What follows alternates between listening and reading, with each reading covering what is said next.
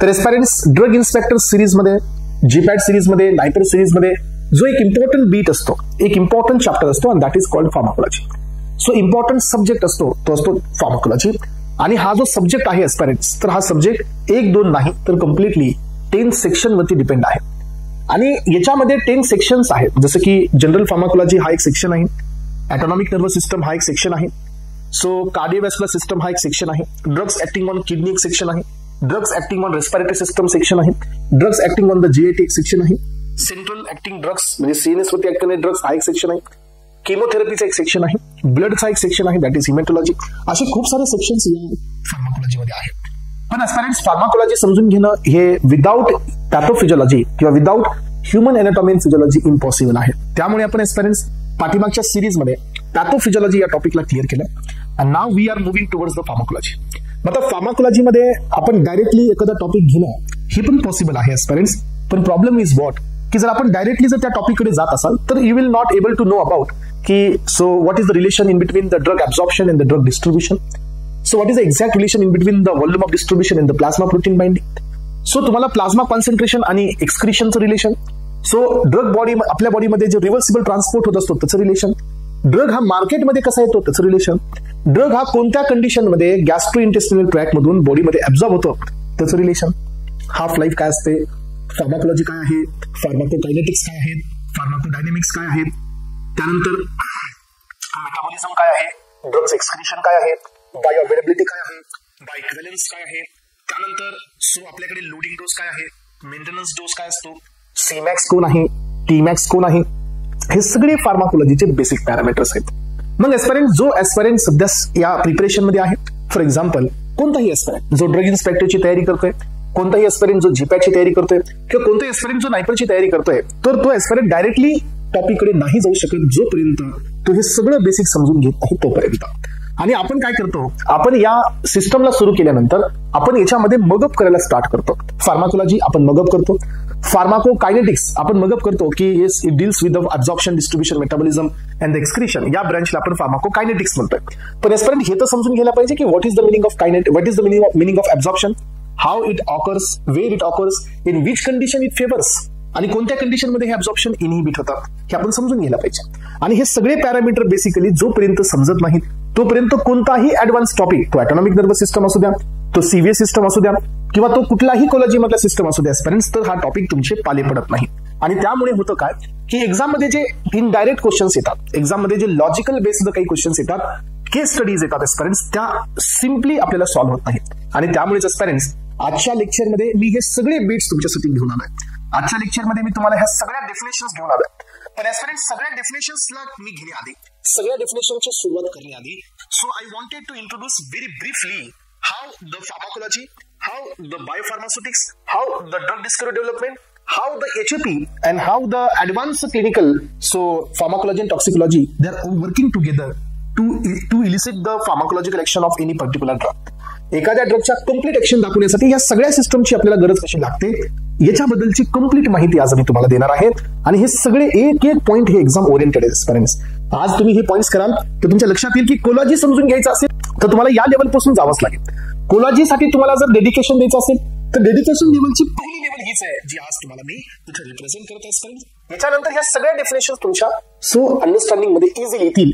Late me give a brief introduction regarding to the pharmacology. Okay, चला तर एस्पायरंट्स या टॉपिकची सुरुवात करत असताना याच्यामध्ये डीप मध्ये न जाता आता सध्या मी तुम्हाला सर्वांना सो एक इंट्रोडक्शन देण्यासाठी एका व्हाईट बोर्ड वरती घेऊन जात आहे एस्पायरंट्स, ज्याच्यामध्ये मी तुम्हाला इंट्रोड्यूस करतोय.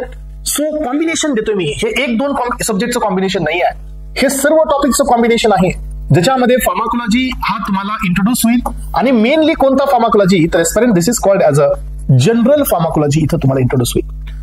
मग आता सुरुवात करायची कुठून? तर एस्पायरंट सुरुवात करायची आपल्याला एकदम बेसिक पासून, तरच तुम्हाला ऍब्झॉर्प्शन, डिस्ट्रीब्युशन सगळ्या डेफिनेशन्स, मी म्हणतो सर्व डेफिनेशन तुमच्या या ठिकाणी येणार आहेत. Wait and watch aspirants. हे पहा की आता आपल्याकडे एखादा कॉम्पोनंट हा ड्रग असतो. येस, तर ड्रग हा कोण आहे एस्पायरंट्स? एक ड्रग हा जो एक सबस्टन्स असतो, या ड्रग मध्ये आपल्याकडे ऍक्टिव्ह केमिकल इन्ग्रेडियंट असतो, that is called as active pharmaceutical ingredient, म्हणजे एक एपीआय असतो या ड्रग मध्ये, आणि ज्याचा वापर डायग्नोसिस, मिटिगेशन, ट्रीटमेंट यांच्यासाठी केला जातो एस्पायरंट्स. आणि ह्या ड्रगचा वापर करून आपण या ठिकाणी सो डोसेस फॉर्म बनवतोय. लक्षात ठेवा, डोसेज फॉर्म हा फक्त ड्रग पासून बनत नाही ऍस्पिरंट्स, तर हे डोसेज फॉर्म बनवण्यासाठी we need to add something, so ज्याच्यामुळे डोसेज फॉर्म इंटॅक्ट तयार होईल आणि याला आपण नाव देत असतो एक्सिपिएंट्स. तर aspirants, what is the meaning of excipients? Excipients simply those are the substances ज्यांच्याकडे ऍक्शन नाही आहे, but they are giving some extra properties to form the dosage form. जसं की बाइंडिंग एजंट असतील, जसं की फ्लेवरिंग एजंट असतील, जसं की डिसइंटिग्रंट असतील, जसं की डायल्युएंट असतील, जसं की प्रिझर्वेटिव्ह असतील, जसं की अँटीऑक्सिडंट्स असतील. तर या सगळ्यांसाठी आपण या ठिकाणी ह्या सगळ्या कॉन्सेप्टला आपण म्हणतो एक्सिपिएंट्स, ज्यांचा ऍक्शन मध्ये काही रोल नाहीये पण ज्यांचा डोसेज फॉर्म मध्ये रोल आहे.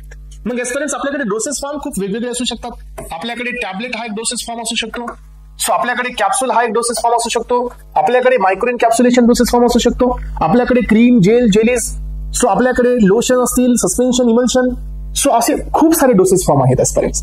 मग तुम्हाला माहित असू द्या, ही सुटेबिलिटी तुम्हाला चेक करावी लागते.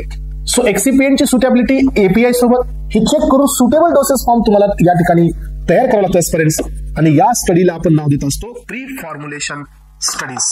सो ही जी स्टडी असते ऍस्पिरंट, याला नाव द्यायचं प्री फॉर्म्युलेशन. तर सुटिक्स मधला हे एक मेजर पार्ट आहे ज्याच्यामध्ये तुम्ही प्री फॉर्म्युलेशन स्टडीज करता, जसं की फार्माकोकायनेटिक डायनेमिक पॅरामीटर्सला कन्सिडर करत, सो ड्रगची सोलिबिलिटी, ड्रगचा आयनायझेशन, ड्रगचा पीके, ड्रगचा लॉग पी, सो ड्रग मध्ये असणारे सो डिसोसिएशन कॉन्स्टंट, सगळे पॅरामीटर्स ड्रग्स मध्ये असणारे या सो डोसेस फॉर्म मध्ये असणारे यांचे क्रिस्टलाइन नेचर, अमॉर्फस नेचर, हे सगळे पॉइंट्स. आणि मग एक डोसेस फॉर्म तयार होतो. मग आता समजा हा डोसेस फॉर्म तुमचा तयार झालेला आहे ऍस्पिरंट्स. समजा माझ्याकडे या 10 स्ट्रीप आहेत, तर ह्या 10 स्ट्रीप ची जी एक या ठिकाणी एका टॅबलेटच्या जी 10 स्ट्रीप इथं आहे, समजा हे ह्या 10 स्ट्रीप बनवण्यासाठी एका एक्स पर्सननी, आता हे तर डायरेक्टली तर तुम्हाला मिळणार नाहीत, याला कुणीतरी इन्व्हेंट करावं लागेल, याचे कुणीतरी इन्व्हेन्शन करावं लागेल, याला कुणीतरी फर्स्ट टाइम बनवावं लागेल. सो एपीआय, हा जो एपीआय असतो ऍस्पिरंट्स, ऍक्टिव्ह फार्मास्युटिकल इन्ग्रेडियंट, हा तुम्हाला डायरेक्टली घेता येणार नाही. हा एपीआय तुम्हाला इथं इन्व्हेंट करावा लागेल, याचा अर्थ क्रिएशन ऑफ माइंड करावं लागेल. मग आता हा एक्स पर्सन आहे, सो ज्या एक्स पर्सननी जवळजवळ 5 years ऑफ रिसर्च कंप्लीट करून एक एपीआय बनवला आणि हा एपीआय लक्षात घ्या, सो एका डोसेस फॉर्म मध्ये कन्वर्ट केलाय आणि हा doses form, so now he is ready, right now he is ready to release this dosage form into the market. याचा अर्थ ऍस्पिरंट्स काय की आता हा मार्केटमध्ये तो डोसेज फॉर्म लॉन्च करण्याच्या मार्गे आहे, but he won't able to do this. कारण का असं का नाही होऊ शकत सांगा? कारण याचा रिझन आहे ऍस्पिरंट्स.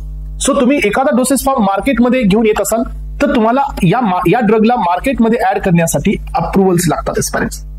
आणि हे अप्रुव्हल्स असतात त्या कंट्रीच्या रेग्युलेटरी बॉडीज पासून. जसं की इंडियाची रेग्युलेटरी बॉडी ही सीडीएसयू आहे, जसं की अमेरिकेची ही रेग्युलेटरी बॉडी ही यूएसएफडी आहे, जसं की ऑस्ट्रेलियाची रेग्युलेटरी बॉडी ही टीजी आहे. अशा प्रत्येक कंट्रीच्या रेग्युलेटरी बॉडीज असतात. सो ज्या रेग्युलेटरी बॉडी तुम्हाला अप्रुव्हलची डिमांड करतात आणि हे अप्रुव्हल तुम्हाला मिळत असतात सो टेस्टिंग नुसार. म्हणजे काय की तुमचा ड्रग मार्केटमध्ये जाण्याआधी तुम्हाला त्या ड्रगवरती काय करावे लागते, सो टेस्टिंग करावी लागते. त्या ड्रगची टेस्टिंग करावी लागते की हा ड्रग हा सेफ आहे का किंवा हा ड्रग इफिकस आहे का. याचा अर्थ हा ड्रग जो पॉप्युलेशनला जाणार आहे सो हा ड्रग सेफ आहे की किंवा हा ड्रग इफिकस किती आहे, याची इफेक्टिव्हनेस काय आहे हे तुम्हाला चेक करावं लागतं ऍस्पिरंट्स. मग आपण हा ड्रग ह्युमनला देत आहोत, राईट. सो पण ऍस्पिरंट्स यांची टेस्टिंग आपण डायरेक्टली ह्युमनवरती नाही करू शकत. अलग लक्षात, we can't do the trials directly on the humans. ह्युमनवरती आपण डायरेक्टली ट्रायल्स नाही करू शकत. दॅट इज वाय टेस्टिंग करण्याआधी तुम्हाला पहिली टेस्टिंग असते and that is on the pre clinical trials. तर ऍस्पिरंट्स, या प्री क्लिनिकल ट्रायल्स कुणावरती कंडक्ट केले जातात, तर ह्या ट्रायल्स अॅनिमल्स वरती असतात. आणि जसं तुमचा ड्रग यांच्यावरती टेस्ट केला जातो, या ड्रगच्या कायनेटिक डेटा म्हणजे ऍब्झॉर्प्शन, डिस्ट्रीब्युशन, मेटाबॉलिझम, एक्सक्रीशन, याची फार्माकोलॉजिकल ऍक्शन हे सगळे चेक केली जाते ऍस्पिरंट्स. आणि if your drug is found to be safe, जसा हा ड्रग तुम्हाला सेफ निघाला मग तुम्हाला ह्युमन क्लिनिकल ट्रायल्स साठी जाता येतं. पण तुम्हाला इथं एक ऍप्लिकेशन फाईल करावं लागतं aspirants and this application is known as IND. तुम्ही आता ह्युमन टेस्टिंग वरती डायरेक्टली जाऊ शकणार नाही. तुम्हाला ह्युमन टेस्टिंगला जाण्याआधी तुम्हाला जो काही डेटा तुम्हाला प्री क्लिनिकल ट्रायल्स मध्ये मिळालेला आहे तो डेटा तुम्हाला एका फॉर्मॅटमध्ये तुम्हाला कंपाईल करावा लागतो आणि हे फॉर्मॅट असतो इन्व्हेस्टिगेटेड न्यू ड्रग ऍप्लिकेशनचा. हे ऍप्लिकेशन तुम्ही रिस्पेक्टिव्ह अथॉरिटीला देता अप्रुव्हलसाठी. आणि जर तुम्हाला त्यांना असं वाटलं की हा डेटा सॅटिस्फॅक्टरी आहे, हा डेटा सेफ आहे, सो जेणेकरून तुम्ही ह्युमन ट्रायल्स करू शकताय, तर तुम्हाला इथं मिळतो ग्रँट. आणि ग्रँट मिळाल्यानंतरच तुम्ही ह्युमन क्लिनिकल ट्रायल्स वरती जाऊ शकता. If you don't get the grant aspirants, then तुमचा ड्रग हा इथं रिजेक्ट झालेला आहे aspirants. So it is not liable for the further human clinical trials. पुन्हा वापस तुम्ही याच्यावरती ट्रायल्स नाही करू शकत. राईट, इथपर्यंत सगळ्यांना क्लिअर आहे का? पहा, मग जसं तुम्हाला ऑप्शन मिळालं येस, देन तुम्ही ह्युमन क्लिनिकल ट्रायल्सची सुरुवात करता. या साईडनी या ह्युमन क्लिनिकल ट्रायल्स मध्ये तुम्हाला फेजेस असतात कम्प्लिटली 5 फेजेस तुम्हाला पाहायला मिळतील एस्पिरंट्स. यातली पहिली फेज असते फेज नंबर 0. तर एस्पिरंट्स असं समजू नका की हा सिलेबस तुमच्या एक्झामला नाही आहे. हा सिलेबस तुमच्या एक्झामला आहे. तुम्ही पाठीमागचे PYQs पहा, याच्यावरती क्वेश्चन्स एक्झामला आहेत. त्यामुळे थोडं लक्ष देऊ नका की हा तुमचा पहिला फेज असतो जिथं तुम्ही ट्रायल करता. तर एस्पिरंट्स ही असते क्लिनिकल ट्रायल्स मध्ये मायक्रो डोसिंग फेज. याचा अर्थ जो डोस असतो त्याच्या 100 टाइम्स कमी डोस देऊन याच्यावरती टेस्टिंग केली जाते. ह्युमन वरती ही टेस्टिंग असते, पण इथं कम्प्लीट डोस नसतो. त्यामुळे हा कोणता असतो? मायक्रो डोसिंग असते. लक्षात घ्या. मग जसा तुमचा ड्रग या डोस मध्ये या फेज मध्ये सेफ आहे, मॅक्सिमम टॉलरेबल डोस इथं कॅल्क्युलेट केला जातो. यानंतर तुम्हाला सेकंड फेज करावं लागते aspirant, that is phase number 1. Phase 1 ही असते ह्युमन सेफ्टी अँड फार्माकोलॉजी. तर एस्पिरंट्स या फेज मध्ये पुन्हा एकदा आपण आता काय चेक करतो सांगा? सेफ्टी आणि फार्माकोलॉजीची फेज असते. याचा अर्थ आपण फेज 1 मध्ये सेफ्टी चेक करतो. सेफ्टी चेक करतो एस्पिरंट फेज 1 मध्ये, आणि ही पहिली फेज असते ह्युमन वरती, म्हणून ही फर्स्ट इन ह्युमन असते. आणि ही फेज असते फर्स्ट इन हेल्दी व्हॉलेंटियर्स. ही पहिली टेस्ट असते ज्याच्यामध्ये सेफ्टी चेक केली जाते, म्हणून ही व्हॉलेंटियर वरती टेस्टिंग होते, पहिल्यांदा जे व्हॉलेंटियर्स हेल्दी आहेत. यानंतरची नेक्स्ट स्टेप असते एस्पिरंट, दॅट इज फेज नंबर 2. तर ही असते फर्स्ट इन पेशंट, आणि ही पेशंट वरती असते एस्पिरंट्स. लक्षात ठेवा. आणि म्हणून या ठिकाणी या फेजला थेरापेटिक एक्सप्लोरेटरी फेज म्हणलेला आहे. आता हे सगळ्यांचं जे एक्सप्लेनेशन आहे, ज्याला आपण या टॉपिक मध्ये जाऊया, त्याला तुम्हाला क्लिअरच होईल एस्पिरंट्स. इथं आपण सेफ्टी प्लस इफिकेसी चेक करतो. आणि यानंतर चौथी फेज असते aspirants, this is called as a phase number 3. तर ही सगळ्यात कॉम्प्लिकेटेड फेज असते, आणि ही असते थेरापेटिक कन्फर्मेटरी फेज, जिथं आपण या ठिकाणी कन्फर्म करत असतो या फेज मध्ये सेफ्टी प्लस इफिकेसी. म्हणजे तो ड्रग किती सेफ आहे आणि त्या ड्रगची इफिकेसी किती आहे ही आपण इथं इस्टॅब्लिश करतो. आणि जर तुमचा ड्रग इथपर्यंत सेफ हा फाउंड होत असेल aspirants, if it is found to be safe, त्यानंतर तुम्हाला वापस एक ऍप्लिकेशन फाईल करावं लागतं, आणि this application is known as a NDA. वापस एक ऍप्लिकेशन तुम्हाला फाईल करावं लागतं aspirants. This application is known as a NDA, आणि NDA stand for new drug application. तुम्ही इथं न्यू ड्रग ऍप्लिकेशन फाईल करायला एस्पिरंट्स रिस्पेक्टेड अथॉरिटीला, and if you got approval yes, then your drug will enter into the market. If you got approval no, if your drug is not satisfactory, so if your drug don't have the data, so that will satisfy the criteria, then तुम्हाला मिळेल no. इथं येऊन तुमचा drug हा मार्केटमध्ये न येता reject होतो. आणि पहा, या ठिकाणी इथपर्यंत सर्व स्टेप करण्यासाठी एस्पिरंट्स जवळजवळ 11 to 12 इयर्सचा टायमिंग लागतो एस्पिरंट्स. आणि फक्त टाइमच लागत नाही, तर बिलियन्स अँड ट्रिलियन्स डॉलर्स पण इथं खर्च होतात. त्यामुळे ही drug discovery development is most costly and complicated process आहे. मग आता पहा, इथपर्यंत आपण पाहिलं की जर ड्रग हा मार्केटमध्ये येतोय एस्पिरंट्स, समजा या ड्रग मार्केटमध्ये आला, हा ड्रग कुणाची ओनरशिप आहे? X पर्सनची ओनरशिप आहे. When the drug will enter in to the market, समजा हा ड्रग मार्केटमध्ये लॉन्च करण्यात आला, आणि या ड्रगच्या स्ट्रिप्स अवेलेबल झाल्या मार्केटमध्ये समजा, आणि जर एका Y पर्सननी या स्ट्रीपला परचेस केला एस्पिरंट्स, आणि if he gone through the retrosynthesis, then what he will get, तर याला मिळाले इथं स्टार्टिंग मटेरियल. लक्षात घ्या. मग काय झालं? यांनी याचं रेट्रोसिंथेसिस केलं. कोण? एका Y पर्सननी. रेट्रोसिंथेसिस करून या ड्रगला काय केलं? यांनी या ड्रगचे स्टार्टिंग मटेरियल मिळवले एस्पिरंट्स, आणि मग या पर्सननी या स्टार्टिंग मटेरियलचा वापर करून याचा एक ब्रँड बनवला. याला हे ब्रँड बनवण्यासाठी ही टुक 12 इयर्स, पण यांनी याची कॉपी केली एस्पिरंट्स विदिन 2 इयर्स, आणि यांनी ही सेम कॉपी मार्केटमध्ये लॉन्च केली. लक्षात घ्या. तर काय होईल सांगा?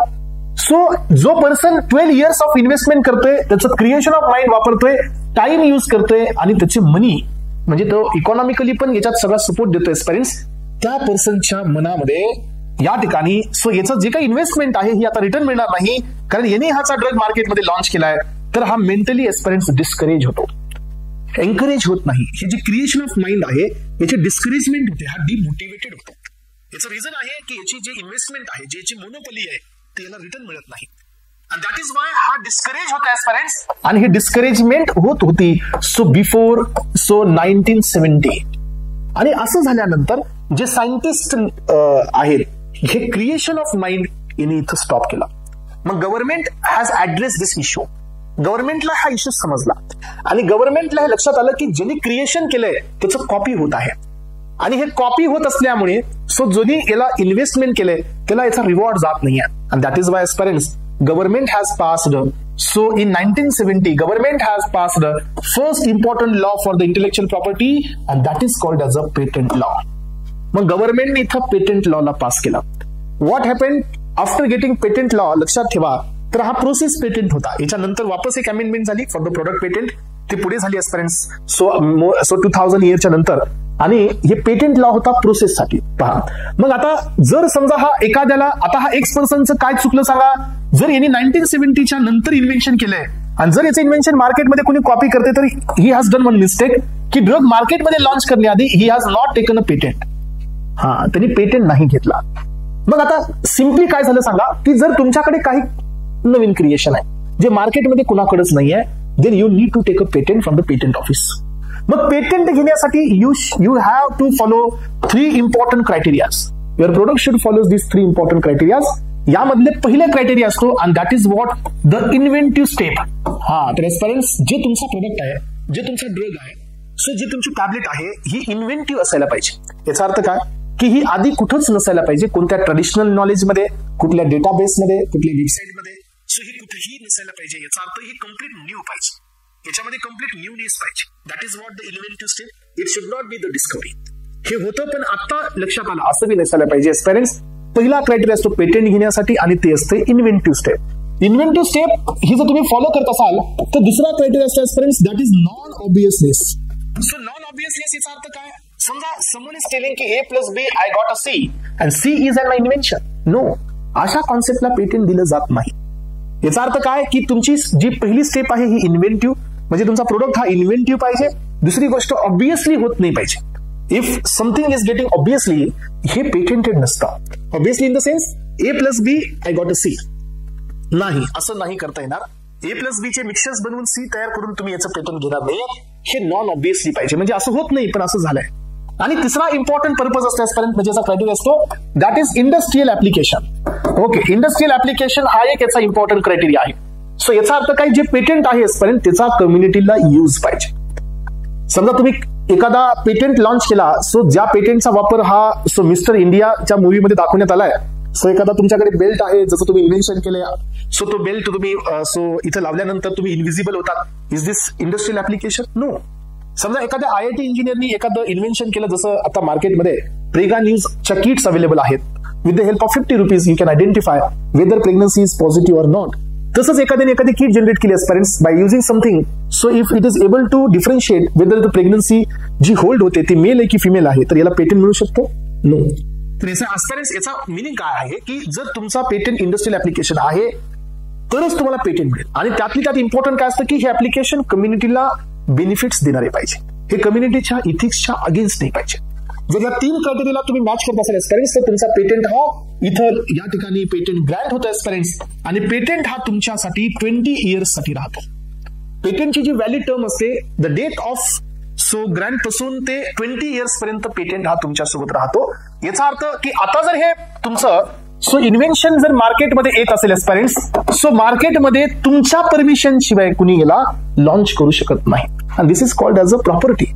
ही एक आपली लिगल प्रॉपर्टी आहे. Just like it is, this is just like a pen, just like a board, just like a car, just like a house. आणि that is why the patent has been classified in intellectual property rights. अशा 7 mechanism असतात प्रोटेक्शनच्या. तुम्ही युट्यूबवरती एखादं song upload करताय की immediately तुम्हाला message येतो की this song comes under the copyright. आणि तुम्ही कॉपीराईटच्या अंडरमध्ये आलात की इमिडिएटली ते तुमच्या परमिशन शिवाय डिलीट होतात. याचा अर्थ काय फ्रेंड्स, की songs, so musical composition, poem, notes, हे सगळे कॉपीराईटच्या अंडरमध्ये. ती पण एक प्रोटेक्शनची मेकॅनिझम आहे. जिओग्राफिकल इंडिकेशन प्रोटेक्शनची मेकॅनिझम आहे. सो अशा टोटल किती आहेत? ट्रेडमार्क हे या ठिकाणी सो या इंटेलेक्च्युअल प्रॉपर्टी राईटची प्रोटेक्शनची मेकॅनिझम आहे. अशा आपल्याकडे 7 मेकॅनिझम्स असतात आणि याला IPR म्हणतात फ्रेंड्स. सो लक्षात ठेवा. मग आता हा 20 इयर्स पर्यंत राहतो आणि 20 इयर्स नंतर हा पेटंट एक्सपायर होतो. सो पेटंट एक्सपायर झाल्यानंतर पेटंट हा एक्सपायर्ड होतो. त्यानंतर तुमचं चालू होतं एस्पिरंट्स, दॅट इज जेनेरिक. त्यानंतरची सुरुवात होते आणि ते असतं जेनेरिक. आणि एस्पिरंट, तुम्हाला आता इथं क्लिअर कट डिफरन्स लक्षात येत असेल. What is the difference in between the patented drug और the branded drug versus generic. तर जेनेरिकची सुरुवात इथून होते. पण एस्पिरंट, तुम्हाला जेनेरिक फाईल करण्यासाठी इथं एक ऍप्लिकेशन फाईल करावं लागतं aspirants. And this application is known as ANDA. What is this ANDA? This is abbreviated new drug application aspirants. आतापर्यंत आपण 3 ऍप्लिकेशन दिले आणि हे तिन्ही ऍप्लिकेशन एक्झाम मध्ये PYQ मध्ये तुम्हाला पाहायला मिळतात. Investigated new drug application after the pre clinical trials and before the clinical trials. New drug application after the phase 3 so and before the phase 4. And हा जो असतो ANDA after patent expiry. Patent expire झाल्याच्या नंतर तुम्हाला generic file करण्याआधी हे application file करावं लागतं aspirants. This is called ANDA. पण एस्पिरंट व्हॉट हॅपन की ज्या वेळेला हा जेनेरिक फाईल करायचा आहे त्यावेळेला तुम्हाला वापस काय कराव्या लागत होत्या, वापस तुम्हाला क्लिनिकल ट्रायल्स परफॉर्म कराव्या लागत होत्या, ज्या ट्रायल्स या एक्स पर्सननी केलेले आहेत, म्हणजे ज्या ब्रँडेडने केलेले. म्हणून काय व्हायचं की वापस जेनेरिक फाईल करण्यासाठी again you are taking 10 to 12 years with huge amount of money, huge amount of investment. आणि त्यामुळे काय होत होतं की हे जेनेरिक जे आहेत एस्पिरंट्स, हे जेनेरिक्स कोणतीही कंपनी हे जेनेरिक फाईल करण्यासाठी इंटरेस्टेड नव्हती. मग काय होत होतं की जोपर्यंत हा ड्रग ब्रँडेड मध्ये होता तोपर्यंत त्याची प्राइस खूप जास्त होती, because it is comes under branded, म्हणजे पेटेंटेड असायचा. आणि जसं तो एक्सपायर झाला की कुणी जेनेरिक करण्यासाठी तयारच नाही आहे. मग याचा प्रॉब्लेम असा झाला की काही ड्रग्स पोटंट असून पण एक्सपायर नंतर ते मार्केटमध्ये अवेलेबल नव्हते. अँड दॅट इज वाय एस्पिरंट याचं मेन रिझन होतं ते होतं क्लिनिकल ट्रायल्स. तर एस्पिरंट्स एक ऍक्ट पास करण्यात आला. या ऍक्टचं नेम आहे हॅच-वॅक्समन ऍक्ट. सो इन 1984 हा हॅच-वॅक्समन ऍक्ट पास करण्यात आला, ज्याच्यामधून जर जेनेरिक तुम्हाला फाईल करायचं असेल तर क्लिनिकल ट्रायल्स परफॉर्म करण्याची गरज नाही. You need to show the bio availability and bio equivalence data. हा ऍक्ट पास करण्यात आला. आणि त्याच्यानंतर मग काय झालं की जेनेरिक फाईल करण्यासाठी वेगवेगळ्या कंपनीनी इंटरेस्ट शो केला. सो आफ्टर 1984 जे जेनेरिक साठी जे क्लिनिकल ट्रायल्स सेट केले होते एस्पिरंट्स, त्या क्लिनिकल ट्रायल्स रिमूव्ह केल्या. आणि फक्त बायो अवेलेबिलिटी बाय इक्विव्हलन्स डेटा तुम्ही शो करा आणि जेनेरिक फाईल करा. What it is? यांचं म्हणणं असं होतं की जर ब्रँडेड ड्रग्सचा जो प्लाझ्मा प्रोफाईल कर्व आहे तो असा आहे, तर तुम्ही जेनेरिक पण असाच बनवा आणि जर असा प्रोफाईल येत असेल तर तुम्हाला आम्ही जेनेरिक देतो. यालाच नाव देण्यात आलं बायो अवेलेबिलिटी आणि बायो इक्विव्हलन्स डेटा. पण याच्यात पण काय व्हायला माहिती आहे एस्पिरंट्स की एक्सपायरी झाली समजा जानेवारीमध्ये, जेनेरिक फाईल केला चालला जून मध्ये. याचा अर्थ फायलिंग होत होती after removal of the clinical trials, पण ही फायलिंग होण्यासाठी काही गॅप तुम्हाला मिळत होता. मग गव्हर्नमेंटला हे गॅप पण काढायचा होता. गव्हर्नमेंटचं म्हणणं होतं की कंपनीने जास्त इंटरेस्ट शो करावा. त्याच्यानंतर एस्पिरंट्स एक स्कीम गव्हर्नमेंटने लॉन्च केली आणि ती स्कीम आताही आहे. आणि या स्कीमचं नेम होतं एस्पिरंट्स 180 डेज मार्केट एक्सक्लुझिव्हिटीची स्कीम घेऊन आले. याचा अर्थ काय? याचा अर्थ असा होता एस्पिरंट्स की जर तुम्ही जेनेरिक फाईल केल्यानंतर, जर तुमचा पेटंट एक्सपायर झाल्यानंतर जो सगळ्यात पहिल्यांदा जेनेरिक फाईल करेल, जो सगळ्यात पहिल्यांदा जेनेरिकला फाईल करेल, समजा 500 वेगवेगळ्या कंपनीज आहेत, जो फर्स्ट टू फाईल असेल, ज्याने पहिल्यांदा जेनेरिक फाईल करेल आणि त्याचं जेनेरिक पहिल्यांदा अप्रूव्ह होईल, त्याच्यासाठी 6 months मार्केट हे ओपन असेल फक्त एकट्यासाठी. म्हणजे 6 महिने 6 months. फक्त एकच कंपनी ही मॅन्युफॅक्चर करणार. 499 companies will waiting for the 6 months. लक्षात ठेवा. आणि असं झालं, लक्षात ठेवा, असं झालं की 6 महिन्यापर्यंत तुम्हाला इथं थांबावं लागतं जर कोणी पहिल्यांदा फाईल केलं तर. Yes, first time. आणि मग गव्हर्नमेंटला हेच पाहिजे होतं की एक एन्करेजमेंट करायची होती आणि तिथून पुढे मग ही प्रोसेस कंटिन्यू झाली. 180 डेज मार्केट एक्सक्लुझिव्हिटीसाठी पेटंट एक्सपायर झाल्या काही पेटंट फायलिंग सुरू झाली, जेनेरिक फायलिंग सुरू झाली. मग जेनेरिक फायलिंग पण 4 पॅरावरती असते. जेनेरिक फायलिंगचे 4 पॅराज असतात. त्यातला पॅरा नंबर 1 असतो. त्याच्यात तुम्हाला सांगावं लागतं की पेटंट हा फाईलच झालेला नाही आहे. Patent information has not been filed. Para number 2 असतो की पेटंट हा फाईल होता बट हा आधीच एक्सपायर झालाय म्हणून मला जेनेरिक द्या. जेनेरिक घेण्यासाठी तुमच्याकडे 4 पॅराज आहेत. त्यातील पहिला पॅरा आहे की patent has been not filed. Patent file केलाच नाहीये, मला जेनेरिक द्या. सेकंड पॅरा आहे फ्रेंड्स की पेटंट हे फाईल होता पण तो एक्सपायर झालाय म्हणून मला जेनेरिक द्या. थर्ड पॅरा असतो फ्रेंड इम्पॉर्टंट वाला की पेटंट हा फाईल आहे, चालू आहे, पण पेटंट एक्सपायर झाल्यानंतर मला जेनेरिक द्या. That is my para number 3. आणि पॅरा नंबर 4 असतो फ्रेंड्स की पेटंट दिलेला आहे पण तो इनव्हॅलिड आहे, तुम्ही मला जेनेरिक द्या. अशा प्रकारचे 4 पॅराज तुम्हाला जेनेरिक मध्ये मिळतात आणि त्यानंतर तो ड्रग मार्केटमध्ये येतो. एस्पिरंट्स, हा सगळा ओव्हरव्ह्यू तुम्हाला मी याच्यासाठी दिलाय because I wanted to correlate the pharmacology with the pharmaceutics with the biopharmaceutics. आणि हे सगळं तुम्हाला ज्याला समजेल एस्पिरंट त्यावेळेला फार्माकोलॉजीचा एक बेस तुमच्या समोर क्रिएट होईल. हे तर एक इंट्रोडक्टरी झालंय. आता मी थोडंसं फार्माकोलॉजीकडे जातोय. आतापर्यंत जेवढं मी पाहिलं हे होतं ड्रग डिस्कव्हरी डेव्हलपमेंट. सो एस्पिरंट्स, मग समजा तुमचा ड्रग हा मार्केटमध्ये आहे आणि आफ्टर 2 years 2 वर्षानंतर किंवा 3 वर्षानंतर किंवा लॉंग टर्म ड्रगचा यूज केल्यानंतर पहा, सो काही टॉक्सिसिटीज तुम्हाला पाहायला मिळत आहेत ड्रगच्या. आणि ह्या टॉक्सिसिटीज कोणत्या आहेत? रिअर टॉक्सिसिटीज आहेत एस्पेरेंट्स. या टॉक्सिसिटी चिल्ड्रनवरती असू शकतात, या टॉक्सिसिटी प्रेग्नेंट वुमनवरती असू शकतात. तर या केसमध्ये तो ड्रग मार्केटमधून विड्रॉ पण केला जातो aspirants. And this is and phase number 4. तर ही आपल्या क्लिनिकल ट्रायल्स मधली फेज 4 आहे. आणि या फेजला आपण नेम देत असतो aspirants. This is called as a post marketing surveillance. तर ही 4थ्या नंबरची फेज असते, जिथं रिअर टॉक्सिसिटीज टेस्ट केले जातात after drug enter in to the market. And if it is found to be की जर तो ड्रग काही प्रॉब्लेमॅटिक वाटतोय तर तो ड्रग विड्रॉ करण्यात येतो. जसं की आता recently cough syrups. So cough syrups ethyl glycol याच्यामुळे आता विड्रॉ करण्यात आल्या. So this has been conducted under phase number 4. So phase number 4 that is post marketing surveillance. मग आता पहा, मग आता हे सगळं बेसिक आपण पाहिलं एस्पेरेंट्स. ड्रग हा कसा तयार होतो आपण पाहिला, आणि ड्रगच्या नंतर आता आपण डोसेस फॉर्म पर्यंत पण याचं रिलेशन घेतलं aspirants. Now I am taking this tablet. आता मी ही टॅबलेट तुमच्या समोर घेतोय आणि हे टॅबलेट मी घेतोय आणि एक ह्युमन बॉडी तुमच्या समोर मी ड्रॉ करतोय एस्पेरेंट्स. सो लक्षात घ्या, आणि या ह्युमन बॉडीचे आता तुम्हाला सर्व पार्ट्स पण माहित आहे. तुम्हाला माहिती आहे की ओरल कॅव्हिटी काय आहे. सो आपण हे सगळं बेसिक पाहिले. तुम्हाला माहिती आहे की stomach, oesophagus. So oesophagus, stomach, jejunum, duodenum, ileum, colon हे काय आहे ते सगळं तुम्हाला माहिती आहे.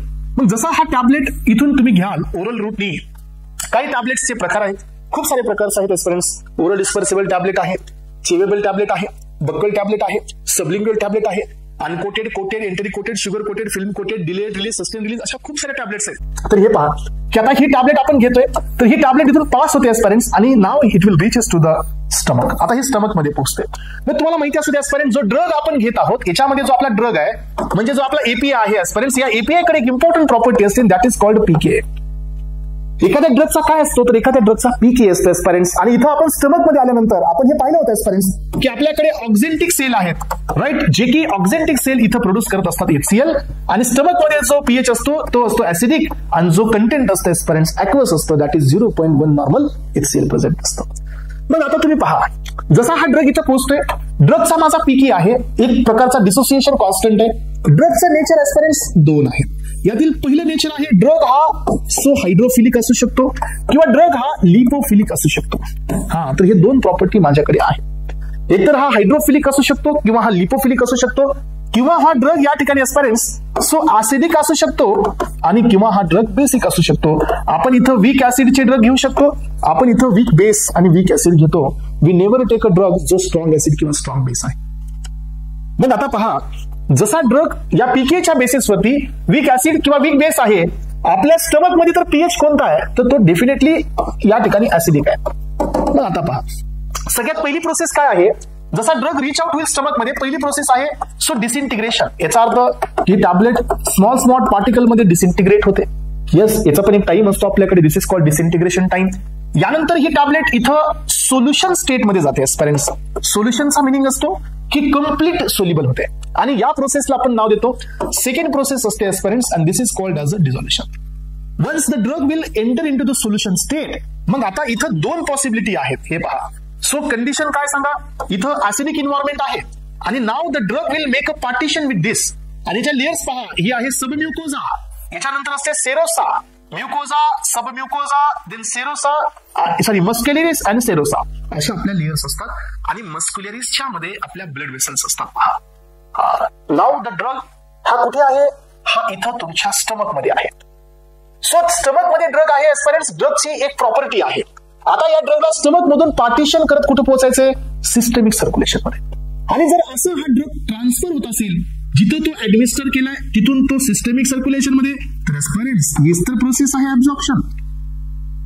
Yes, this is only absorption. आणि मग आता तुम्हाला लक्षात ठेवायचंय की हे ऍब्झॉर्प्शन होण्यासाठी कोणते कोणते क्रायटेरियाज आहेत. पहिला क्रायटेरिया आहे की इथं पीएच कसा आहे, ऍसिडिक आहे. आणि जर समजा हे टॅबलेट माझी बेसिक असेल तर वीक बेस, तर काय होईल सांगा की ऍसिडिक पीएच वीक बेस, इथं चार्ज ट्रान्सफर होतील एस्पेरेंट्स, आणि हा होणार माझा आयोनायझेशन मध्ये जाणार आहे. Acidic pH and basic, so तो ड्रग तर काय होईल, आयोनायझेशन. आणि तुम्हाला माहिती आहे की जर एखादा कंपाऊंड हा आयोनाइज असेल, चार्ज असेल, तर एस्पेरेंट तो कोण असतो, पोलार. पोलारला सेकंड नेम आहे एस्पेरेंट्स हायड्रोफिलिक, यालाच आपण म्हणतो वॉटर सोल्युबल. आणि जर असं होत असेल एस्पेरेंट्स, तर इथं जी लिपिडिक मेम्ब्रेन आहे इथून माझा ड्रग क्रॉस होणार नाही, हा वापस जाईल. याचा अर्थ काय की जर ड्रग ऍब्झॉर्प्शन तुम्हाला पाहिजे असेल एस्पायरेंट्स, तर तुमचा ड्रग कोणत्या स्टेटमध्ये पाहिजे? अनआयोनाइज्ड. मग मला तुम्ही सांगा, अनआयोनाइज्ड कधी एक्झिस्ट होतो? जर आता स्टमक मध्ये ऍसिडिक पीएच तर कन्फर्म आहे, मग ड्रग कसा पाहिजे? ऍसिडिक.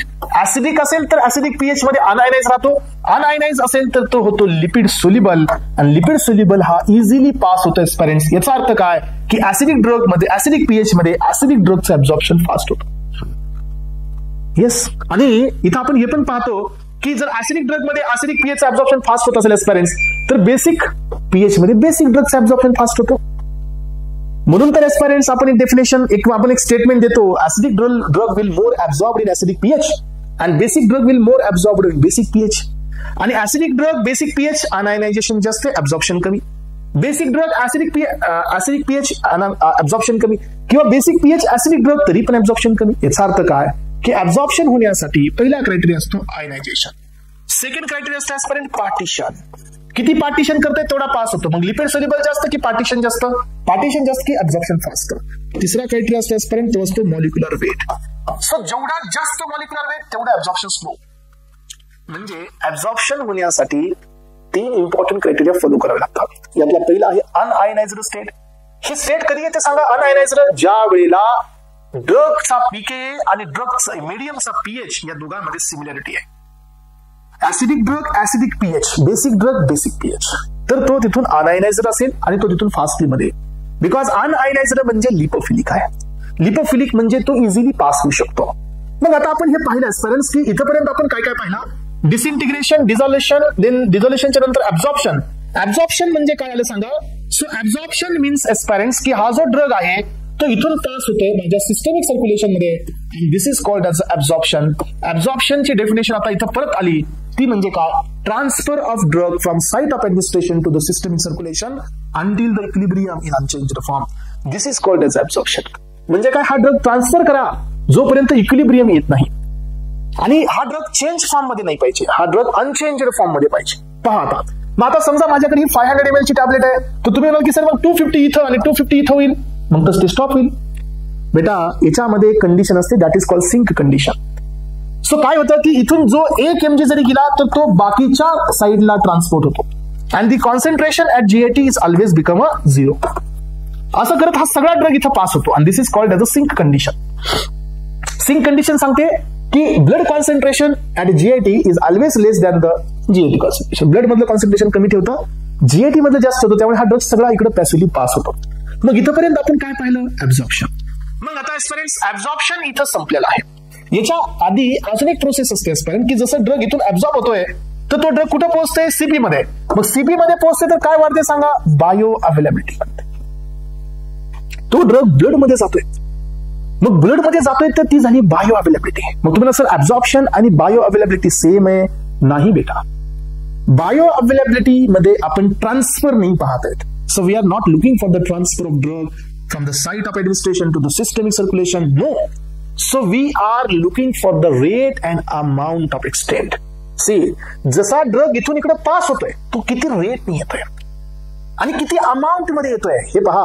सी एस्पायरेंट्स, मी तुमच्या समोर एक ग्राफ शो करतोय, तर हा ग्राफ मध्ये पहा, हा जो तुमचा मी लाईन देतोय तर हा दाखवतो रेट आणि हे दाखवतो अमाउंट. तर हे रेट आणि हा अमाउंट जो असतो aspirant, this is called bio availability. हा, तर बायो अवेलेबिलिटी पण इथं क्लिअर झाली. पहा काय सांगते bio availability? Transfer of drug from site of bioavailability means the rate and amount of the extent reaches into the systemic circulation, so until the equilibrium is unchanged form. म्हणजे form न बदलता किती rate नी drug blood मध्ये enter करतोय आणि किती amount मध्ये एंटर करतोय, दिस इज कॉल्ड माय बायोअवेलेबिलिटी. आणि हा जो ग्राफ असतो aspirants, it is represented by area under curve, and that is Y आपण असं म्हणतो की area under curve reflect the bioavailability. आलं लक्षात? मग आता अजून एक पुढे स्टेप पहा, की जसा हा ड्रग इथं पोहोचतोय एस्पायरेंट्स, इथून हा ब्लड मध्ये जातोय, तसाच इथं अजून एक चान्स आहे. काय चान्स आहे माहितीये? हा, इथून तो जसा ब्लड मध्ये पोहोचतोय तसा इथून अजून एक चान्स आहे एस्पायरेंट्स, की हा ड्रग पोर्टल हेपॅटिक वेननी, तर एस्पायरेंट्स हा ड्रग पोर्टल हेपॅटिक वेननी हा ब्लड मध्ये न जाता हा ड्रग पोहोचतोय एस्पायरेंट्स लिव्हर मध्ये. सो हा ड्रग ब्लड मध्ये न एंटर करता हा ड्रग पोर्टल हेपॅटिक वेननी लिव्हर मध्ये जातो आणि लिव्हर हे आपल्या बॉडी मधलं सर्वात जास्त मेटाबोलायझिंग ऑर्गन आहे. And this drug will get metabolise. तर हा जो फॉर्म आहे तो फॉर्म बदलतो aspirants and then it is enter into the systemic circulation. So this is called as a first pass metabolism. आणि जो ड्रग मेटाबॉलिझम नंतर ब्लड मध्ये जातो this will not consider for the bioavailability. Yes, that is why the definition इथं तुमची वापस एक तयार झाली. Before reaches to the systemic circulation, before reaches to the systemic circulation, drug will enter into the liver via hepatic portal vein and it will get metabolized. It will get metabolized. Sometime it will enter into the blood, then it will excrete. Otherwise, हा enterohepatic cycle ने directly या tract ने excrete out होत असतो. आता this is called as a first pass metabolism, or it is also known as a pre-systemic effect. Yes, and so आता हा first pass होतोय एस्परेंट्स. तर काय होणार की जेवढं त्या ड्रगचा फर्स्ट पास जास्त असेल तेवढी त्या ड्रगची बायोअवेलेबिलिटी कमी असेल. असे आपल्याकडे ड्रग्स आहेत. Nitrates, why the nitrates are given by sublingual route, because extensively first pass होत आहे. प्रोपॅनॉल फर्स्ट पास होत आहे, हायड्रोकॉर्टिसोन फर्स्ट पास होत आहे. याला नाव द्यायचं फर्स्ट पास मेटाबॉलिझम. मग एस्परेंट्स हे पहा, पहिली डेफिनेशन क्लिअर झाली ऍब्झॉर्प्शन. सो दुसरी डेफिनेशन झाली, so that is the first pass. Third definition झाली बायोअवेलेबिलिटी. बरं आता मला तुम्ही हे सांगा की जसं ड्रग स्टमक मध्ये येतोय तसं तो डिसइंटिग्रेट झाला, देन डिझॉल्व्ह झाला, देन इथं आला, इथून ड्रग ब्लड मध्ये गेला. ड्रग स्वतः गेला की बॉडी त्याला कॅरी केली. सो सिस्टेमिक सर्क्युलेशन मध्ये पास होतोय. तर हे पास कोण केलंय? ड्रग स्वतः पास झालेला आहे. ग्रॅडियंट, ओके बेटा, पण gradient is maintain by what? Gradient is maintain by body. हा ड्रग मुळे गेला का? नाही. तर एस्परेंट्स याला कॅरी केलेला आहे बॉडी. सो ऍब्झॉर्प्शन ही ड्रगची प्रोसेस नाही आहे, ऍब्झॉर्प्शन ही बॉडीची प्रोसेस आहे. राईट. देन आता पुढे या. So when the drug will enter in to the blood, तर एस्परेंट्स आपण प्रिव्हियस लेक्चर मध्ये पाहिलं की ब्लड मध्ये सॉलिड कार्बस्कल्स आहेत, ब्लड मध्ये मॅट्रिक्सचा पार्ट आहे, याच्यामध्ये आरबीसी डब्ल्यूबीसी प्लेटलेट्स इथं आहे, लिक्विड मध्ये प्लाझ्मा, अँड प्लाझ्मा मध्ये एस्परेंट्स काय असतात? प्लाझ्मा मध्ये असतात प्रोटीन्स. येस, सो प्लाझ्मा मध्ये काय असतात एस्परेंट्स? प्रोटीन्स. मग आता आपण इथं पाहतोय की जसा हा ड्रग, राईट, सो हा एक ड्रग आहे एस्परेंट, जसा हा ब्लड मध्ये एंटर करतोय, दिस प्रोसेस इज कॉल्ड ऍब्झॉर्प्शन. याच्यामध्ये पुन्हा वापस टाइप्स असतात एस्परेंट्स. 3 प्रकारचे ऍब्झॉर्प्शन टाइप्स असतात. एक असतो तुमचा ट्रान्ससेल्युलर, सेकंड टाइप्स असतं दॅट इज इंट्रासेल्युलर, आणि थर्ड वाला असतो व्हेसिक्युलर. ट्रान्स मध्ये 2 असतात, पुन्हा ऍक्टिव्ह पॅसिव्ह. व्हेसिक्युलर मध्ये पुन्हा 2 असतात, that is the endocytosis and the exocytosis. आणि एंडोसायटोसिस मध्ये पुन्हा वापस 2, पिनोसायटोसिस आणि फॅगोसायटोसिस. हे पुढे तुम्हाला बघायलाच मिळेल. मग आता हा जो ड्रग इथं पोहोचतोय एस्परेंट्स ब्लड मध्ये, हा कसा आहे? तर हा फ्री स्टेट मध्ये आहे. जो ड्रग इथं अवेलेबल आहे तो कसा आहे? तर तो फ्री स्टेट मध्ये अवेलेबल आहे aspirants. Free in the sense हा कुणाशी बाउंड नाही आहे.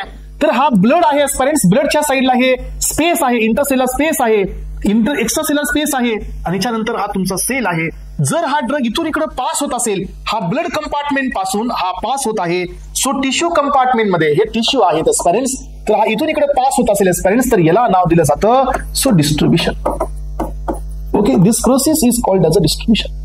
मग जसा ड्रग हा इथं पास होतो तसा इथलं कॉन्सन्ट्रेशन कमी झाल्यानंतर हा ड्रग वापस पण येतो, आणि म्हणून इथं डेफिनेशन इथं तयार झाली, आणि या डेफिनेशनचं नाव आलं aspirants so the volume of distribution. तर एस्परेंट्स मी काय सांगितलं पहा, जो ड्रग इथं फ्री फॉर्म मध्ये अवेलेबल आहे तो ड्रग इथून इझिली पास होईल या ब्लड वेसल्सला क्रॉस करत, तो एक्स्ट्रासेल्युलर स्पेस मध्ये येईल इथं असणाऱ्या फ्लुइड मध्ये, then he will enter into the tissue. So once the blood concentration is getting down, वापस हा ड्रग इथून पुन्हा इथे येईल एक्स्ट्रासेल्युलर फ्लुइड मध्ये, then again it enter into the blood, and this process is called as a distribution. What is the meaning of distribution? The transfer of drug, so from one compartment to the another compartment, reversibly, right? आणि हे पण equilibrium असतं, जोपर्यंत equilibrium होणार नाही तोपर्यंत हा transport होत असतो, and this is called as a distribution. मग आता आपण एक नवीन याच्यामध्ये इम्पॉर्टंट कॉन्सेप्ट पाहिजे की जर हा ड्रग इथं प्लाझ्मा प्रोटीनला बाउंड होत असेल, येस, तर आपण इथे एक एक्झाम्पल घेऊया, आणि हे एक्झाम्पल आहे ह्युमन सेरम अल्बुमिन, ज्याचा मॉलिक्युलर वेट हा 65,000 किलोटन असतो. Now the drug will bound with the, जो ड्रग आहे हा कुणासोबत बाउंड आहे? प्लाझ्मा प्रोटीन सोबत. आता हा कॉम्प्लेक्स मॉलिक्युल आहे, then this drug will is not able to cross this layer, आणि इथं तुमचा व्हॉल्यूम ऑफ डिस्ट्रीब्युशन होणार नाही. याचा अर्थ काय एस्पायरंट्स? पहिला सिग्निफिकन्स तुमच्या माइंड मध्ये येतोय की plasma protein binding, yes, plasma protein binding जर होत असेल तर एस्पायरंट्स व्हॉल्यूम ऑफ डिस्ट्रीब्युशन हे काय होतं? कमी होत असतं. जेवढा ड्रग प्लाझ्मा सोबत बाउंड आहे तो ट्रान्सपोर्ट होणार नाहीये. सेकंड थिंग पहा की जसा हा ड्रग तुमच्या टिश्यू मध्ये चालेल तसा हा ड्रग इथं असणाऱ्या रिसेप्टर्स सोबत काम करेल आणि इथं तुम्हाला ऍक्शन मिळेल, राईट? सो एस्पायरंट्स हे जे डिस्ट्रीब्युशन आहे हे डिस्ट्रीब्युशन कोण इंड्यूस केलं? ड्रगनी केलं? नाही. तर एस्पायरंट्स ही प्रोसेस पण बॉडीनेच परफॉर्म केली. आणि हे जे ऍक्शन आहे एस्पायरंट्स ही प्रोसेस कोण दिली? ही प्रोसेस ड्रगने दिली. लक्षात ठेवा, ही प्रोसेस आतापर्यंत एकच प्रोसेस पाहिली जी ड्रगने दिली. फार्माकोलॉजिकल ऍक्शन ड्रगने दिली. कुणावरती? बॉडीवरती. सो हा जो तुमचा ड्रग आहे तो जर समजा टिश्यू मध्ये पास होत असेल तर तो ऍक्शन देतो आणि एक्सक्रीट आउट होतो. सॉरी, तो ऍक्शन देऊन पुन्हा वापस ब्लड मध्ये येतो. आता तुम्ही पहा की हा ड्रग ऍक्शन तरी शो केलेली आहे. Now he wanted to excrete from the body आणि now he will enter in to the kidney. So kidney मध्ये तो फिल्टर होतो. हे पहा, इथून तो ड्रग फिल्टर होतो एस्पायरंट्स आणि फिल्टर होऊन तो ड्रग एक्सक्रीट न होता इथून वापस रिअब्झॉर्ब होतो. आणि पाठीमागच्या लेक्चरमध्ये तुम्हाला मी सांगितलंय की रिअब्झॉर्प्शन का होतं? तर रिअब्झॉर्प्शन होत असतं हे लिपिड सोल्युबल असल्यामुळे. हे लिपिड सोल्युबल आहे म्हणून तो रिअब्झॉर्ब होतो, म्हणून हा एक्सक्रीट होणार नाहीये. आणि एस्पायरंट्स मग आता आपल्याला याला एक्सक्रीट करायचंय. We wanted to make the excretion of this drug. Then आपल्याला काय करायला लागेल की हा ड्रग एक्सक्रीट होण्याआधी सो तो ड्रग कुठं सेंड करायला लागेल? आपल्याला या ड्रगला आपल्याला पाठवावं लागेल सो लिव्हर मध्ये एस्पायरंट्स. आणि लिव्हर मध्ये तुम्हाला करावं लागेल मेटाबॉलिझम. मेटाबॉलिझम हे पण एक इम्पॉर्टंट प्रोसेस आहे ज्याच्यामध्ये फेज 1 आणि फेज 2 मेटाबॉलिझम प्रोसेस असतात एस्पायरंट्स. प्राइम ऑब्जेक्टिव्ह असतं लिपिड सोल्युबलला कन्वर्ट करणे वॉटर सोल्युबल मध्ये. जो लिपिड सोल्युबल आहे तो बॉडीच्या बाहेर एक्सक्रीट नाही होत आहे. त्यामुळे आपण काय करतो? याचं मेटाबॉलिझम करतो aspirants and it will get converted to the water soluble. आणि ही पण प्रोसेस कोण केली एस्पायरंट्स? तर ही प्रोसेस आपल्या बॉडीनेच केलेली आहे, right? Then the drug will enter again into the blood, then the drug will enter into the kidney. पण इथं आल्यानंतर आता हा वापस जाणार नाहीये because this drug having water solubility. आणि हा ड्रग मग काय होईल? आपल्या बॉडीच्या बाहेर जाईल aspirants. And this is the complete, right? So removal of the drug from the body. आणि हे आहे एक्सक्रीशन. तर हेही कोण केलं? हेही बॉडीनेच केलं. म्हणून एस्पायरंट्स आतापर्यंत ऍब्झॉर्प्शन, डिस्ट्रीब्युशन, मेटाबॉलिझम, एक्सक्रीशन या सर्व प्रोसेस बॉडीने केल्या आणि याच पूर्ण कॉन्सेप्टला आपण नाव दिलं. So this concept of this phenomenon is known as a pharmacokinetics. Pharmacokinetics it means aspirants what body, yes, what body does to the drug. तर एस्पायरंट्स सो ड्रग सोबत बॉडीने काय केलं? बॉडीने ड्रग सोबत ऍब्झॉर्प्शन केलं, बॉडीने ड्रगचं डिस्ट्रीब्युशन केलं, बॉडीने ड्रगचं मेटाबॉलिझम केलं आणि बॉडीनेच ड्रगचं एक्सक्रीशन केलं. That is why the pharmacokinetics is deals with the absorption, distribution, metabolism and the excretion of the drug. यालाच आपण नाव देतो फार्माकोकायनेटिक. आणि एस्पायरंट्स एकच प्रोसेस फक्त ड्रगनी केली आपल्या बॉडीमध्ये and this process is called as a pharmacodynamics. So याचा अर्थ असा असतो aspirants what drug, yes, what drug does to the body. तर एस्पायरंट्स ज्या ड्रगला आपण दिलं होतं या ड्रगनी बॉडी सोबत काय केलं? याचा अर्थ काय? Pharmacodynamic is deals with the response or the pharmacological action जी ड्रग न दिली आणि याला आपण नाव देतो फार्माको. So dynamic. आणि एस्पायरंट जी branch pharmacokinetic, pharmacodynamic, clinical and toxical, so pharmacology. So या सगळ्या सो यामध्ये क्लिनिकल अँड टॉक्सिकोलॉजी जी असते किंवा फार्माकोलॉजी अँड टॉक्सिकोलॉजी जी असते या सगळ्यांचा अभ्यास करते किंवा सगळ्यांसोबत डील करते. यालाच आपण नाव दिलेलं आहे एस्पायरंट्स फार्माकोलॉजी. आणि हा इथं आलो आपण पहिल्या डेफिनेशन वरती जिथून आपण गेलो होतो. येस और no? Absorption, distribution, metabolism, excretion, bio availability, then first pass metabolism, plasma protein binding, हे सगळेच्या सगळे पॉइंट्स आपण पाहिलेत एस्पायरंट्स. हे पहा, प्लाझ्मा प्रोटीन बाइंडिंगचा अजून एक फिनॉमिनन आहे की जो ड्रग प्लाझ्मा प्रोटीनला बाउंड असतो तो डिस्ट्रीब्यूट होत नाही. हा जो प्लाझ्मा प्रोटीनला बाउंड असतो त्याचं मेटाबॉलिझम बी होत नाही. प्लाझ्मा प्रोटीनला बाउंड असल्यास एस्पायरंट्स तो ऍक्शन बी देत नाही. येस, प्लाझ्मा प्रोटीन बाइंडिंगचा 3 सिग्निफिकन्स आहेत. If the plasma protein binding is more then no distribution, then plasma protein binding is more then no metabolism, और plasma protein binding more then या ठिकाणी याची ऍक्शन ही आपल्याला मिळत नाही. जो ड्रग प्लाझ्मा प्रोटीनला बाउंड असतो तो फार्माकोलॉजिकली इनएक्टिव्ह असतो. तो ड्रग मेटाबोलाइज ही होत नाही आणि त्याचं डिस्ट्रीब्युशन ही होत नाही.